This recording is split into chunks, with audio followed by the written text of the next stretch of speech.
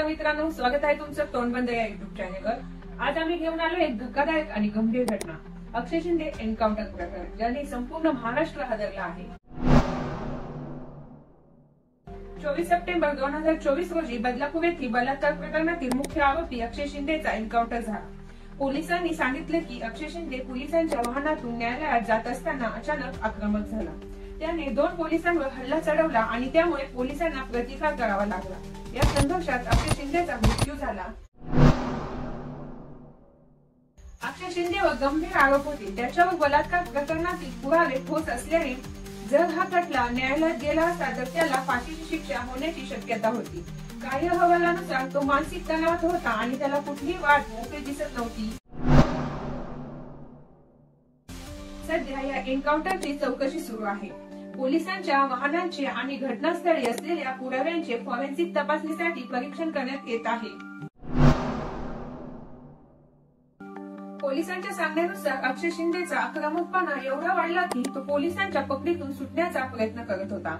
हल्ल्यात 2 पोलीस जखमी झाले आहेत। हा एन्काउंटर नेमका कसा झाला याबद्दल सखोल चौकशी सुरू आहे आणि पुढील काळात याबद्दल अधिक माहिती समोर येईल। चला पाहूया कसा झाला अक्षयचा एन्काउंटर। संध्याकाळी 5:30 वाजता पोलीस अक्षय शिंदेला तळोजा जेलमधून बदलापूरकडे घेऊन जात होते।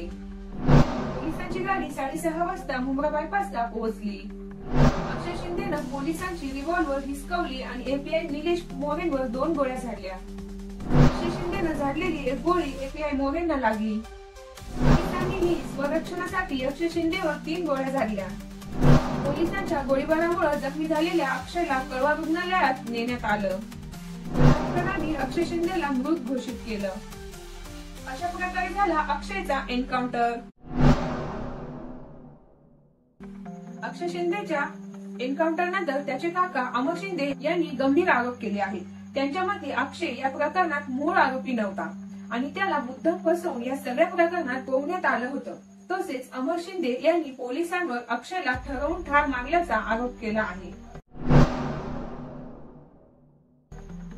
जे झालं ते चांगलं झालं। बदलापूरमध्ये अक्षय शिंदेच्या एन्काउंटर नंतर स्थानिक नागरिकांच्या प्रतिक्रिया स्पष्टपणे मांडल्या जात आहेत। बरेच जणांनी या घटनेला न्यायाची पूर्तता म्हणून स्वीकारलं आहे। बदलापूरकरांमध्ये असे मत आहे की जे झालं ते चांगलं झालं, कारण अक्षय शिंदेवर गंभीर आरोप होते आणि त्याच्या कृत्यामुळे संपूर्ण परिसर हादरला होता। लोकांच्या मते अशा गुन्हेगारांना शिक्षा मिळाली पाहिजे आणि पोलिसांच्या या कारवाईमुळे नागरिकांमध्ये सुरक्षिततेची भावना वाढली आहे। हा एन्काउंटर त्याच्यासाठी न्यायाची आणि व्यवस्था पुनर्स्थापनेची एक पायरी म्हणून बघितला जात आहे। अक्षय शिंदे प्रकरणातील हे एन्काउंटर खूप वादग्रस्त ठरू शकतं। कायदेशीर कारवाई काय होते यावर सगळ्यांचे लक्ष आहे। हा एक असा मुद्दा आहे जो आपल्या समाजातील कायदा व्यवस्थेचा आरसा दाखवतो। मित्रांनो, तुमच्याबद्दल मत काय आहे खाली कमेंट्स मध्ये नक्की सांगा। तसेच अशाच महत्त्वाच्या आणि धक्कादायक घडामोडीसाठी तोंडबंद युट्यूब चॅनेलला सबस्क्राईब करा आणि बेल आयकॉनवर क्लिक करायला विसरू नका। धन्यवाद।